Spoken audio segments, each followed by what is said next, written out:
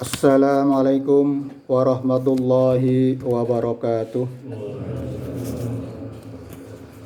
Alhamdulillah, alhamdulillahilladzi arsala rasulahu bil huda wa dinil haq liyudhhirahu ala dini kullihi wa kafa billahi syahida. Asyhadu an la ilaha illallah wahdahu la syarikalah wa asyhadu anna Muhammadan abduhu wa rasuluh, amma ba'du. Jamaah salat subuh rahimakumullah, marilah kita panjatkan puja dan puji syukur atas segala nikmat yang Allah anugerahkan kepada kita sekalian sehingga kita bisa menunaikan tugas kehidupan yang kita jalani. Semoga nikmat ini bisa kita daya upayakan untuk mencapai ridho Allah Subhanahu wa taala. Salawat serta salam kita aturkan kepada junjungan kita Rasulullah Muhammad SAW atas segala ajarannya dan teladannya, sehingga kita senantiasa akan mengikuti apa yang telah dicontohkan dan apa yang telah dipraktekkan dalam kehidupannya. Jamaah rahimakumullah, marilah kita senantiasa meningkatkan iman dan takwa kepada Allah sebagaimana Allah berfirman dalam surat An-Nahl ayat 128, innallaha ma'al ladzina taqaw wal ladzina hum muhsinun. Sungguh Allah berserta orang-orang yang bertakwa dan orang-orang yang berbuat kebaikan.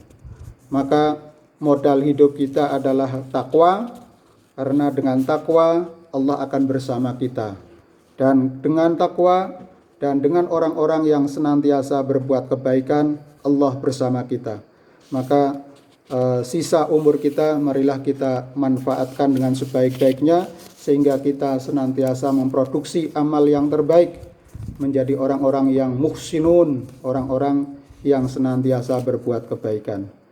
Jamaah rahimakumullah, sedikit kita renungkan satu firman Allah dalam surat Al-Isra ayat 15 yang berbunyi, A'udzubillahi minasyaitonir rajim. Bismillahirrahmanirrahim. Man ihtada fa innama yahtadi li nafsihi wa man dalla fa innama yadillu 'alaiha. Wa la taziru waziratun wizra ukhra wa ma kunna mu'adzibina hatta nab'asa rasula.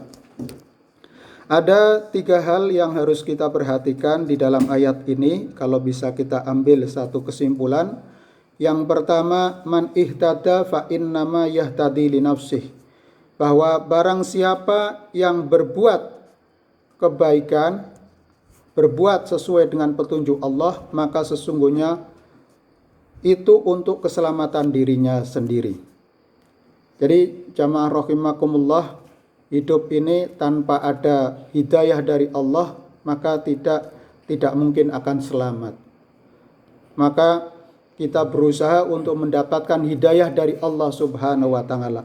Paling tidak hari ini kita sudah membuktikan bahwa kita adalah mendapatkan hidayah dari Allah Subhanahu wa taala karena bisa memenuhi panggilannya, sekalipun dengan kepayahan, dengan kesakitan, atau dengan berbagai rintangan hambatan yang ada. Buktinya apa? Tidak semua orang bisa menghadiri, sekalipun menghadiri majelis ataupun panggilan Allah, meskipun mereka adalah mendengar, meskipun mereka mempunyai kemampuan. Nah, maka ihtada, hidayah ini diberikan kepada setiap orang, tetapi tidak semuanya akan mendapatkannya. Nah, kita beruntung.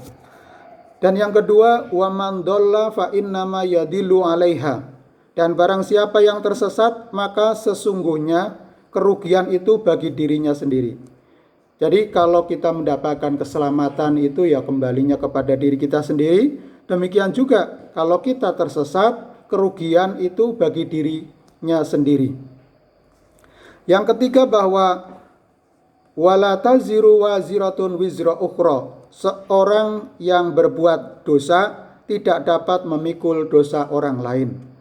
Dalam Islam diajarkan bahwa pertanggungjawaban itu amal adalah nafsi-nafsi individual, sekalipun kita melakukannya secara berjamaah.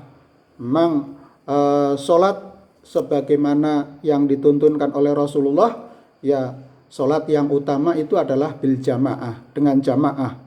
As-sholatul jamaah afdalu min sholatil fadhi bisab'i wa isrina darajah. Jadi dengan sholat berjamaah maka pahalanya akan dilipatkan hingga 27 derajat.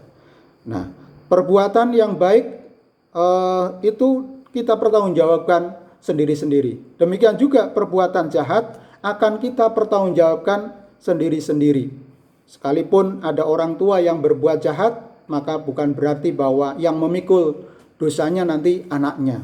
Atau sebaliknya, anak yang soleh akan memikul dosa kejahatan dari orang tuanya. Itu tidak bisa. Yang ada di dalam Islam, seorang yang berbuat dosa tidak dapat memikul dosa orang lain. Semuanya ditanggung oleh sendiri-sendiri. Nah, yang terakhir bahwa wa ma kunna mu'adzibina hatta nab'atsa rasula. Tetapi kami tidak akan menyiksa sebelum kami mengutus seorang rasul. Jadi risalah yang diberikan oleh Allah Subhanahu wa taala kepada kita, Allah tidak akan menyiksa kita sebelum diutusnya seorang rasul.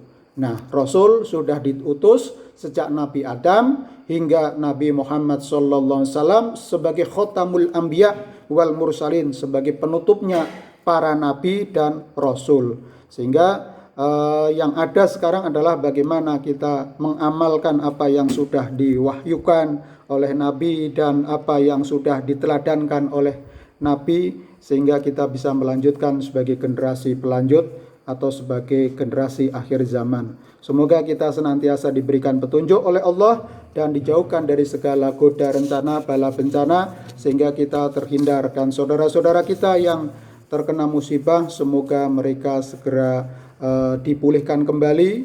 Wabah corona ini kita memohon pada Allah semoga sirna atau berkurang dan daya imun kita semakin meningkat, daya iman kita semakin kokoh, sehingga kita termasuk orang-orang yang selamat di dunia dan sukses di akhirat. Kurang lebihnya mohon maaf. Wabillahi taufiq wal hidayah. Wassalamualaikum warahmatullahi wabarakatuh.